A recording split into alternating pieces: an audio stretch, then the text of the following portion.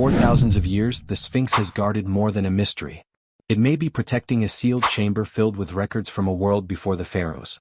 And the deeper you look, the harder it becomes to ignore. A panel of hieroglyphs is on the inner wall of the Osiris Shaft at Giza, 14 meters below the surface. The limestone it was cut from has not seen daylight in more than 4,000 years. Most tourists never know it is there. Most Egyptologists do not talk about it in public, and the translation of the central passage on that wall has been read by only a small number of scholars over the past 40 years. What they found describes something that should not be there: a sealed chamber from before the pharaohs, holding objects the Egyptians themselves say they did not make. The Egyptian Antiquities Authority has limited independent access to the lower levels of the Osiris Shaft since 2011. The passage on that wall was noted in internal survey records in 1996. Has not been the subject of a single peer-reviewed publication since then. What those hieroglyphs really describe, when you follow the language where it leads, is a sealed room beneath the Sphinx. Room that ground-penetrating radar has already found. A room that has never been opened. And what the inscription says is inside does not belong to ancient Egypt. It belongs to something that came before. We are going to decode what the hieroglyphs really say. We are going to show you what the modern scans found. And we are going to show you exactly why the people who know about this have gone very quiet. Stay with me until the end, because what comes next may completely change the way you look at history. The main inscription is found in what Egyptologists call the Osiris Shaft. It is a multi-level underground complex cut directly into the bedrock beneath the Giza Plateau. It sits about 300 meters southwest of the Sphinx. The shaft goes down through 3 clear levels. The lowest level sits about 29 meters below the surface, contains a sarcophagus, a flooded front chamber, and a carved wall panel on the western side. That panel is officially listed in the Cairo Museum Survey Registry under CG 8314. The actual carving remains in place, underground in a restricted access area. Its hieroglyphic formal style matches late Old Kingdom or early Middle Kingdom writing customs. It was partly recorded by the Egyptian archaeologist Salim Hassan during his Giza excavations in the 1930s. Hassan described the lower shaft as the most remarkable of all things found at Giza. He published almost nothing about the western wall panel. Specifically, his excavation notes about that panel were not included in the published volumes of his Giza survey series. They remain in handwritten form held at the Egyptian Museum in Cairo and have not been digitized or made publicly available. The scholar John Anthony West reviewed parts of those notes in the 1990s and described the omission as deliberate. That is where this begins.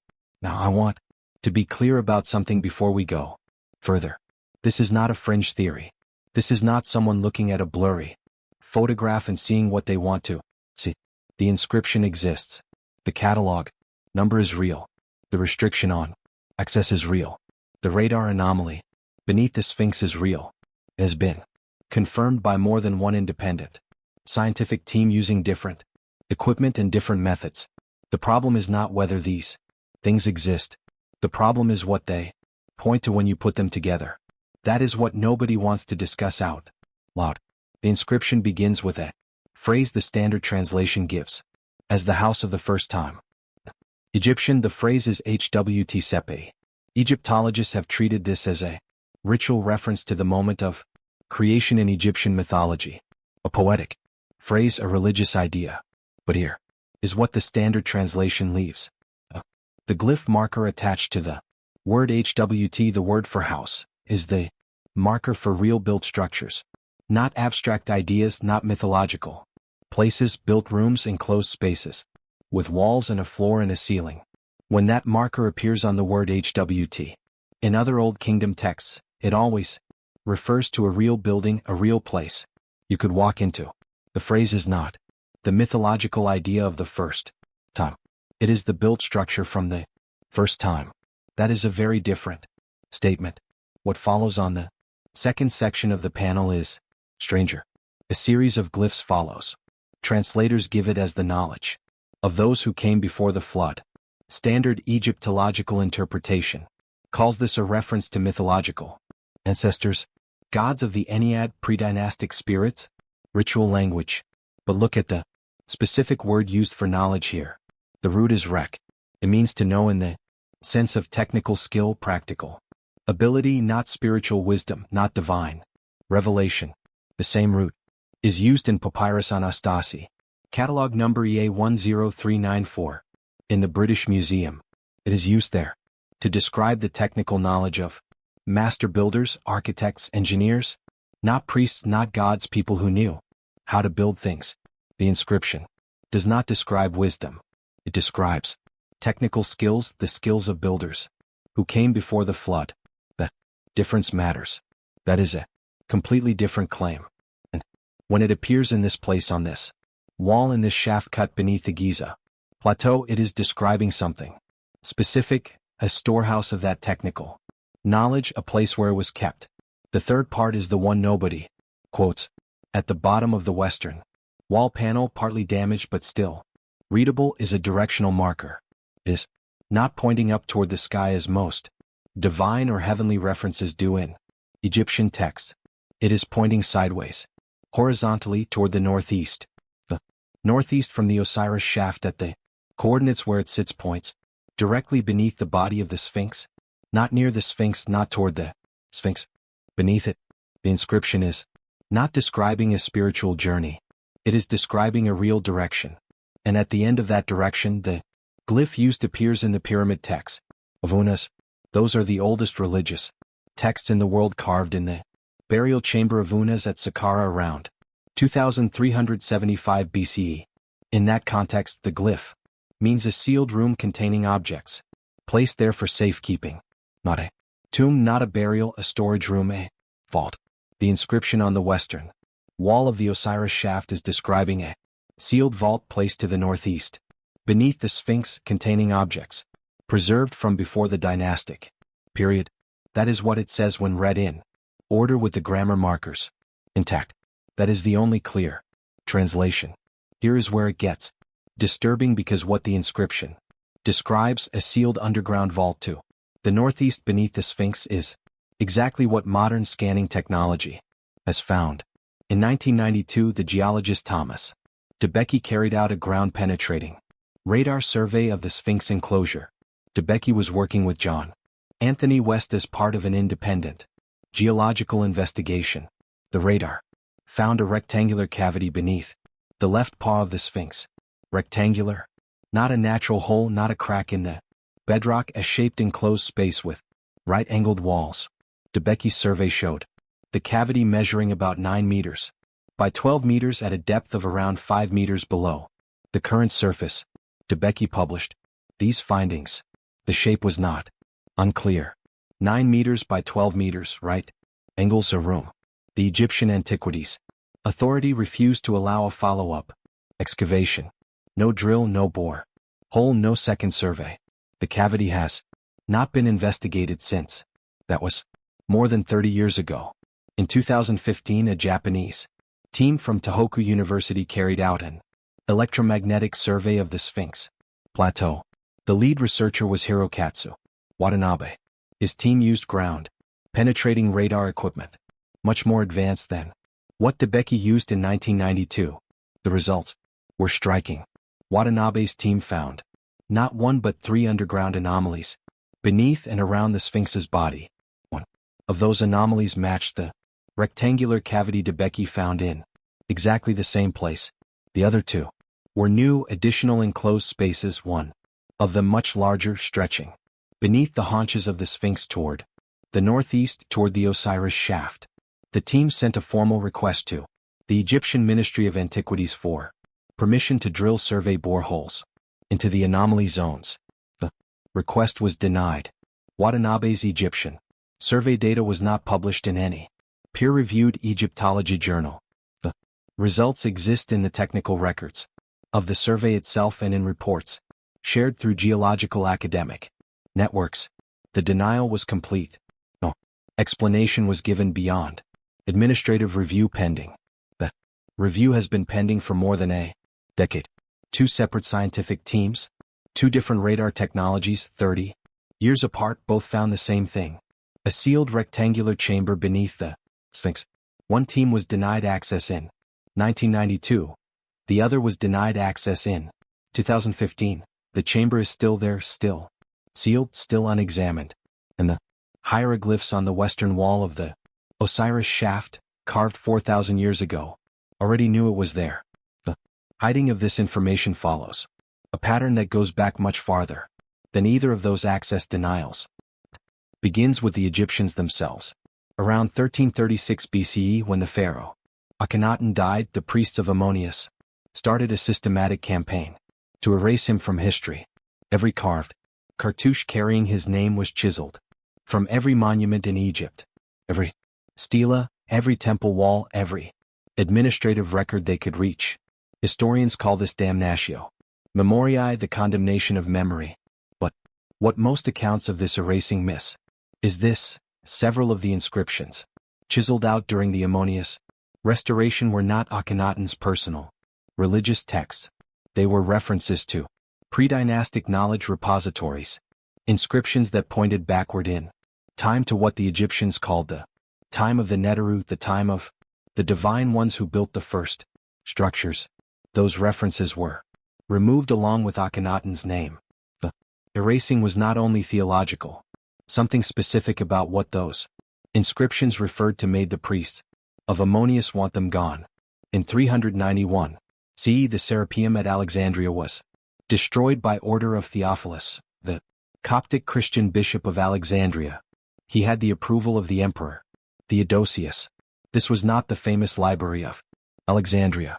This was a separate institution, an annex of the larger knowledge complex holding tens of thousands of administrative scrolls and technical documents. Among those documents were records Ammianus Marcellinus described as the plans of the structures. Before memory, he was writing in the same century the building burned. Two separate ancient writers used that exact phrase, the plans of the structures. Before memory, not myth, not allegory, physical documents with physical dimensions. After 391 CE, those documents no longer existed. In 1798, Napoleon Bonaparte's Egyptian campaign produced what became known as the Description de l'Egypte, 23 volumes. The published volumes are real and available, but researchers including the Egyptologist Andrew Collins, who worked through the expedition's unpublished manuscript archive in Paris, recorded a major difference. The working field notes from the Giza Plateau, especially those about underground measurements and shaft systems, contain observations not included in the final published volumes. Those manuscript field notes are kept in the Bibliothèque Nationale de France. Access requires institutional approval and a specific research purpose. They have never been digitized. The gap between what the expedition recorded on the ground and what finally reached the printed page has never been formally explained. And then there is Zahi Hawass. From 2002 until 2011, Hawass served as Secretary General of the Egyptian Supreme Council of Antiquities. During that time he held effective personal authority over who was allowed to excavate, scan, or carry out independent research at Giza. In 2009, a group of researchers from Florida State University applied for permission to carry out a new ground-penetrating radar survey of the Sphinx enclosure. They were specifically targeting the underground anomalies first found by Debicki in 1992. Hawass denied the application. In his public statement on the matter, he said there was no evidence of any chamber beneath the Sphinx and that the matter was settled. He said this in the same year that Watanabe's Japanese team was collecting data showing a matching anomaly in exactly that place. Hawass left his position in 2011 during the Egyptian Revolution. The application was never looked at again. The permits were never granted. The most direct failed attempt belongs to John Anthony West and Robert Schock. West spent decades arguing that the Sphinx was far older than the official date of around 2500 BCE. The weathering patterns on the enclosure walls were his evidence. 1990, he brought in Robert Schock, a geologist from Boston University, to carry out a formal analysis. Shaft confirmed it. The erosion on the enclosure walls was caused by water, by long periods of heavy rainfall. The last time the Giza Plateau received that kind of steady rainfall was before 10,000 BC. That made the Sphinx, by the geological evidence of its own weathering, at least 12,000 years old. Shaft presented this finding at the Geological Society of America's annual conference in 1991 and won the award for Best Presentation in Paleoclimatology. For that session, mainstream Egyptologists refused to deal with the geological evidence. Hawass publicly dismissed it without offering any counter-analysis. West applied for an independent excavation permit to investigate the underground anomaly beneath the Sphinx paw. The anomaly Debeki had already confirmed was there. That application was denied every single time he sent it in. He submitted 4 separate applications between 1993 and 2008. Every one was rejected. West died in 2018. He never received permission to dig. The void was 6 meters down. Independent radar surveys had already confirmed it was there. He was never allowed to reach it. Now let me be direct about one thing. I'm not saying what is inside that chamber is alien. I'm not saying it needs technology we cannot explain. What I am saying is what the evidence really shows. The hieroglyphs on the Osiris Shaft wall describe a sealed vault containing the technical knowledge of builders who came before dynastic Egypt. Radar surveys have confirmed a sealed, rectangular chamber in exactly the place the inscription points to. Every serious attempt to investigate that chamber has been blocked, denied, or ignored. Those are the facts. Put them next to each other and decide what they mean. But here is what the inscription itself says about the contents. The glyph cluster on the lower panel uses 3 specific terms for what is stored inside. The first is neferjeru. It means objects of exceptional quality, or craftsmanship. The second is medjat. That means written records, texts, documents. And the third, the one that stops you cold when you understand what it means in context, is the word kesh. Dynastic Egypt, kesh is used for tools, working instruments, useful objects made for a specific task. Not ceremonial objects, not ritual items, working tools. The inscription describes a sealed vault containing high-quality working tools and written records placed there by builders who came before the pharaohs. That is not a mythological statement.